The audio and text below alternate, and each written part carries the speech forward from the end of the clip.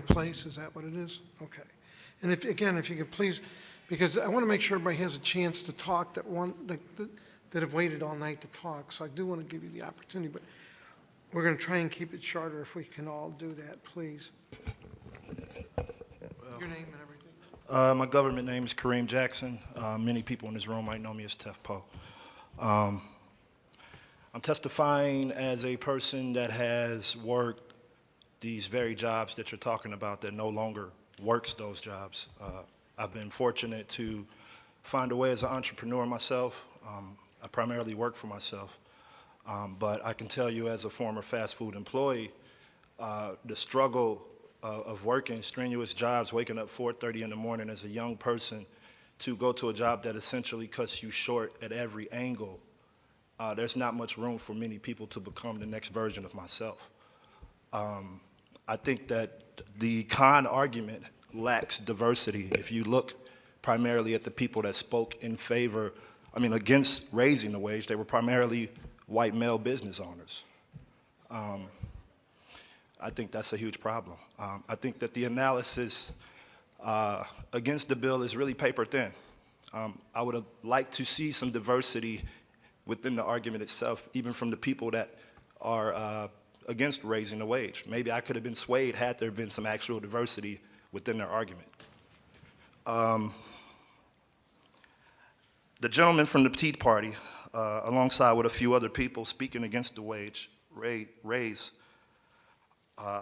primarily, once again, offered us a matter of opinion. I sat here and took notes. I didn't have anything written down on this notepad before I came. I took notes to see what the actual political analysis was. And similar to what Shane is saying, if you can offer me some facts versus just saying, I don't want it raised, I'm not hearing that. I can hypothetically tell you about the losses of business, but I can't hypothetically show you what the effects of poverty. You see it in this room. Poverty isn't hypothetical. We have a crime in this city. That issue does not exist because it's fun to sell crack. As a person like myself, I can truthfully tell you that if I were forced to go back to work for a minimum wage job, there's no chance in hell. I'm probably going to be running up in your emos with a 12 gauge because it's just no way to survive. You can't survive off these wages. And you're dealing with an industry that essentially dodges accountability. We talk about Walmart, we talk about various restaurants, fast food restaurants. The gentleman that just spoke here said he owned 5 Domino's and couldn't afford a $10 hot dog. Then you're in the wrong business, sir. How is that my dilemma? You own 5 Domino's. I don't think he said he owned 5. He worked. I heard the number 5 Domino's in conjunction to, even with 1 Domino's, if you can't afford a $10 hot dog and you own 1 Domino's. Essentially, we're talking. This is the problem. I thank you for that verification. I think so. Yeah, once again, I said, I don't want to beat a dead horse, but I really do believe that the con side of the argument supremely lacks diversity. When you look at the makeup of the city, even the people that came up here to speak, everyone wasn't essentially a prototype of the last person that came to speak. We've heard from the same exact person virtually on the con side of the argument over and over. And I want to say in closing, these are the same jobs that we use to pay our bills. In some cases, people attempt to put themselves through college with these jobs. I can remember being in that same position, working at Arby's.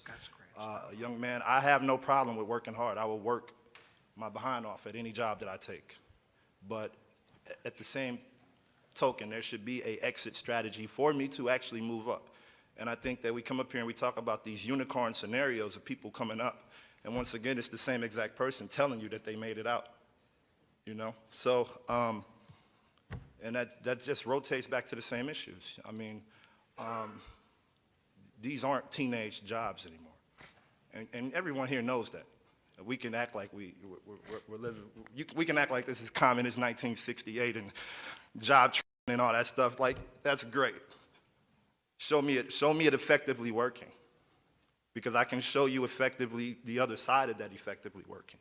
I can show you low-wage workers having to resort to things that they don't want to do in order to pay their bills. And that becomes, now my problem of not being able to survive becomes your problem. And I think that, you know, the immediate answer, once again, may not actually be within raising the wage. But the con side of the argument is yet to tell us what their actual answer is. So I think that once in closing, the analysis, in my opinion, on the con side, I'm not a politician. And for me to even feel that there are that many holes in the argument, like I feel like we're boxing Manny Pacquiao here. You know, like nothing's hitting. Nothing. You know? So I actually live in the 21st Ward, and one of the few times I ordered Domino's, it took the driver 45 minutes to deliver my pizza. And once he got there, he wasn't driving his own car. And I asked him, I said, yo, why are you driving someone else's car? And he said, oh, I tipped my friend to go on my runs because my car broke down and I can't afford to drive my own car to work. No disrespect to the gentleman that spoke on behalf of St. Alexis Hospital, but I can verify to you right now that there are people selling crack cocaine outside that very hospital right now. Their contributions to that community are very minimal, very minimal. I mean, the people that work there don't even live there. And I mean, I just think that we should just take a comprehensible look at what's going on. We have a crime issue, we have a poverty issue, we have many issues, police brutality issue, and all of these things are interconnected. And if people can go to work for 40 hours a week, still come home and it's not enough, then we have a problem. And essentially, if I have to starve while working and you live fat on the hog, it's illogical for you to expect me to continue to starve. Sooner than later, the woes of my lifestyle become your woes. And y'all can read in between the lines on what I'm actually saying here.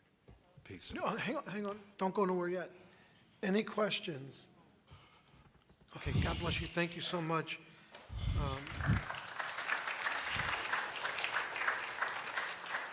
I'm gonna go to Mark Ratherman, and then I missed a couple earlier.